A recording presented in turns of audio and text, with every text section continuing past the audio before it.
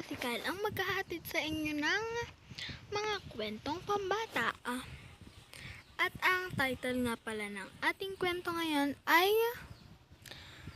Ang Batang Nagsumikap sa Kanyang Pangarap. Simulan na natin! Sa mga hindi pa nga pala nakakakilala sa ating mga main character ngayon,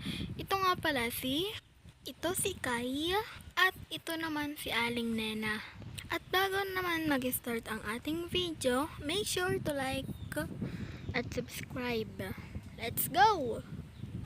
Pauwi na ng bahay si Kai at biglang nakita ang kanyang nanay na malungkot sa kanilang bahay. Naku, wala na kaming pera pang tanim dito. Matatagtag din sana sa baon ni Kai yun. Rinig na rinig ni Kai ang mga sinabi ng kanyang nanay. Ayan mo na, matutulungan kita balang araw. Tinanggal na ni Kai ang kanyang bag at umupo sa sala.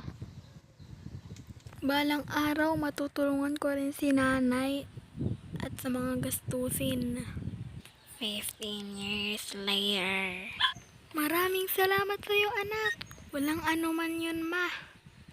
Successful ang aking pagpapasaya kay nanay at ngayon meron na rin kaming pangdustos sa pang-araw-araw.